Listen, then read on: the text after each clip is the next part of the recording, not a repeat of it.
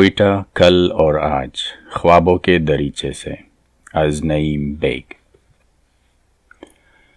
کوئٹہ کے بارے میں کہتے ہیں کہ جس نے ایک بار کوئٹہ کا پانی پی لیا وہ وہاں دوبارہ ضرور جاتا ہے۔ ہمارے والد 1957-58 میں پہلی بار سینے کے علاج کے خاطر لاہور سے کوئٹہ گئے۔ سینیٹوریم نے طویل علاج کے لیے چند برس روک لیا۔ تب ہم بھائیوں نے وہیں یٹ روڈ اسکول میں پڑھا۔ تفصیل الگ سے رقم کروں گا۔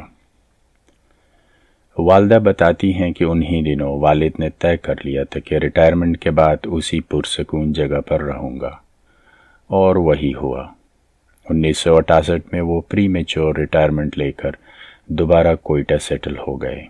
اس بار میں فرسٹ ایئر کا اسٹوڈنٹ تھا، اور یوں کوئٹہ کو شعوری حالت میں دیکھنے کا پہلی بار موقع ملا۔ شہر کیا تھا، امن و سکون کا گہوارہ تھا۔ زندگی اس قدر لطیف تھی کہ پرندے بھی سہل پرواز کرتے اور چاند کو ڈوبنے کا سہارا درکار تھا۔ میں چند روز پہلے معروف اداکار عابد علی پر ایک مضمون لکھنے کے دوران کچھ دیرینہ اور خوابناک یادوں میں کھو گیا۔ سوچا بچنے کا یہی طریقہ ہے کہ آنکھوں کی نمی اور ان یادوں کو آپ سب سے شیئر کیا جائے۔ حضرت میر سے بے حد معذرت کے بعد کوئٹہ جو ایک شہر تھا عالم میں انتخاب، ہم رہنے والے ہیں اسی اجڑے دیار کے۔ 1935 کے زلزلے کے بعد کوئٹہ کو دوبارہ متوازی یعنی کراس سڑکوں پر مشتمل کھڑا کیا گیا۔ 3 اہم بازار جو انگریزی کے حرف ایل شیپ میں تھے، شمالاً جنوباً ایک اہم سڑک تھی جو ٹھنڈی سڑک کہلاتی، لٹن روڈ نام تھا اس کا۔ اس پر آج گورنر ہاؤس، وزیراعلیٰ ہاؤس واقع ہیں۔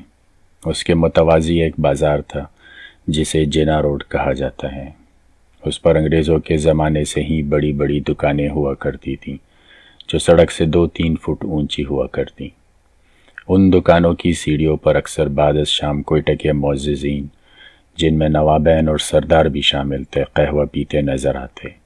راقم نے ان سرداروں کو، جن میں بگٹی صاحب، مینگل صاحب، بزنجو صاحب، خاران والے نوشیروانی صاحب کو خود چاونی جاتے ہوئے دائیں جانب کی میڈیکل دکانوں کی سیڑھیوں پر بیٹھے دیکھا ہے۔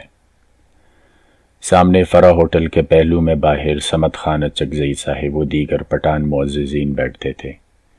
بگٹی صاحب ہمیں اکثر لوڈس ہوٹل کے لان پر بھی بیٹھے نظر آتے، جہاں ان کے ارد گرد چند دیگر عزما بھی ہوتے۔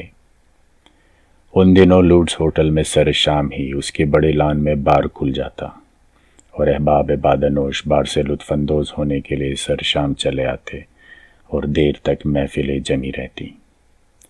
دوسری طرف ہم جیسے فقرے بھی کبھی لوڈس کے بار اور کبھی تڑوں پر بیٹھے قہوہ سے لطف اندوز ہوتے۔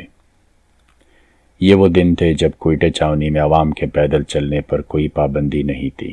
ہم جنا روڈ سے چند لڑکے نکلتے، پیدل چلتے ہوئے پانی تقسیم تک پہنچتے، اور پھر پاک فورسز سینما کی کینٹین سے چائے پیتے اور پیدل آرڈیننس ڈپو سے ہوتے ہوئے واپس جنا روڈ کی طرف نکل جاتے، جہاں ایک بار پھر لبرٹی یا میٹروپول پر محفل جمتی۔ فیس بک پر ایک نامعلوم دوست کوئٹہ کے بارے میں کیا خوب لکھتے ہیں۔ آرڈیننس ڈپو کا صبح شام بجنے والا سائرن، 601 کلی کیمپ، پانی تقسیم، میر قلم کا کھوکھا، پاک فورسز کی canteen, Hazara hotel, staff college, توپو والا باغ، رابرٹ مارکیٹ، چلتن مارکیٹ، شارع گلستان، بجلی روڈ، چلتن بابا، مکڑی گراؤنڈ، گورا قبرستان، 9 گزا بابا، سپن کاریز اور ولی تنگی۔ یہ تمام وہ جگہیں ہیں جو کوئٹہ کینٹ میں واقع تھی یا کینٹ سے ان کا تعلق تھا۔ انہی جگہوں پر ہمارا وقت گزرا۔ کبھی اسکول سے بھاگتے تو چاونی کا رخ کرتے کہ کوئی ہمیں پکڑ نہ سکے۔ ہماری ساری تفریح گاہیں، ساری یادیں کوئٹہ چاونی سے وابستہ ہیں۔ کول مائنز پر کام کرنے والے سواتی بائی ہفتے میں ایک مرتبہ شہر آتے۔ ان کی گہما گہمی، کوئٹہ کے قنداری نان، تاتا بلبلی کے چولے، نمکین روش، سڑکوں کے کنارے توے پر بھونی جانے والی کلیجی کی خوشبو، کھجی والے مٹکے کی کھٹی ترش لسی، پاک فورسز کے پکوڑے، بسم اللہ کے پائے، بلدیا اور سوزا کے پیٹیز، بابو کے تکے، ماما ہوٹل، پرنس روڈ کی چھت، ریگل، امداد اور راحت سینما کے ہنگامے، ٹکٹ نکالنے کے ماہر دوست، سیٹوں پر جھگڑا، والی بال اور فٹ بال کے ٹورنامنٹس، کوئٹہ فش کی مچھلیاں، چلخوزے اور شینے کی ریڑیاں، رواش اور خٹول یعنی جنگلی ٹیولپ، ہنہ روڈ کے جنگلی گلاب، سنجت اور جنگلی چنبیلی، لیونڈر کے کانسی پھولوں سے لدی وادیاں، فائر بریگیڈ کا بوڑھا ہزارہ سٹاف، قلعہ کاسی کے شوخ نوجوان، سریاب کے بسوں کے آوارہ کنڈکٹرز اور چرسی ڈرائیورز،